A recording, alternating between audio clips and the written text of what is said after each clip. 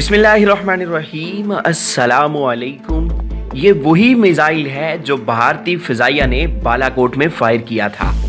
बेशक अल्लाह मोमिनों के लिए हर मुश्किल में आसानी पैदा कर देता है।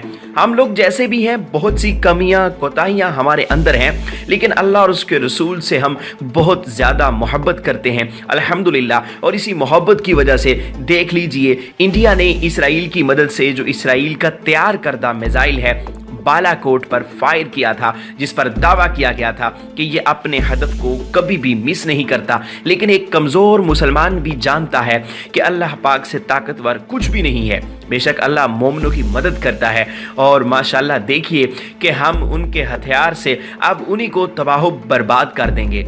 बालाकोट से मिलने वाले इसराइली साख्ता जदीद तरीन और मोहलक तरीन हथियार स्पाइस 2000 PMG के मुतल्लक जो मालूमात हैं, अब ये मिसाइल पाकिस्तान भी कमर्शियल प्रोडक्शन में ला रहा है। चाइना की मदद से मदरबोर्ड, प्रोसेसर, चिप्स और दीगर हार्डवेयर तैयार कर लिया गया है, जबकि सॉफ्टवेयर भी इंतहाई कामयाबी से डिकोड कर लिया गया है। और इस सॉफ्टवेयर को रीडिज़ाइन करके इसमें बहुत सी एडवांस फीचर्स शामिल किए जा रहे हैं और इसको ड्रोन टाइप मिसाइल की शक्ल दी जा रही है। इसका एक इंतहाई एडवांस फीचर इसको दौरान परवाज किसी भी वक्त 360 डिग्री जाविये तक इसका रुख तब्दील कर सकता है। एक और एडवांस फीचर 4 इंतहाई ताकतवर कैमरों की मदद से 2 तरफा लाइव स्ट्रीमिंग है। इसकी औसत रफ्तार 12,000 किलोमीटर फी घंटा से भी ज्यादा है। इसका एक और फीचर रफ्तार और सिमत पर उम्दा दर्जे का कंट्रोल है। अब इसकी किसी भी वक्त टेस्टिंग मुतवक्के है। इब्तदाई टेस्ट मीडिया के इल्म में लाए बगैर होती है। इसी टेक्नोलॉजी की मदद से एंटी सैटेलाइट मिसाइल किसी भी वक्त टेस्टिंग के लिए दिफाई हुक्काम को दिया जाना मुतवक्के है। पाकिस्तान इस मिसाइल टेक्नोलॉजी में वॉक्स कनेक्टिंग गाइडेड सिस्टम ऐड कर रहा है और इससे इस मिसाइल को किसी भी सैटेलाइट से बराह रास्त मुंसलिक किए बगैर इंतहाई उम्दगी के साथ 100% अपने हदफ को निशाना बनाने की सलाहियत इसमें शामिल हो गई है।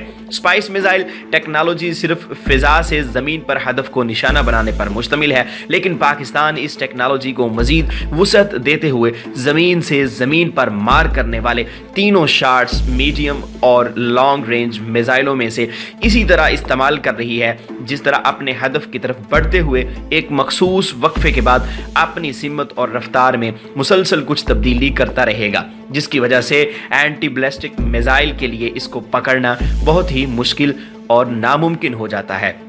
लॉन्ग रेंज के मिसाइल के इस सफ़र के दौरान सामने लगा एक कैमरा ताकतवर जूम लेंस और सेंसर की मदद से सामने आने वाली किसी भी रुकावट को महसूस करते हुए अपना रुख तब्दील करते हुए अपने आप को महफूज बनाकर टारगेट की तरफ पेशकदमी जारी रखता है। इसके ऊपर मजीद 3 कैमरे सारे सफ़र के दौरान पीछे और नीचे के मनाजर वॉक्स और सैटेलाइट की मदद से कंट्रोल रूम को तफसीली मालूमात दे रहे होते हैं और इन मालूमात की बुनियाद पर कंट्रोल रूम से इस मिसाइल को मुसलसल कंट्रोल भी किया जा रहा होता है।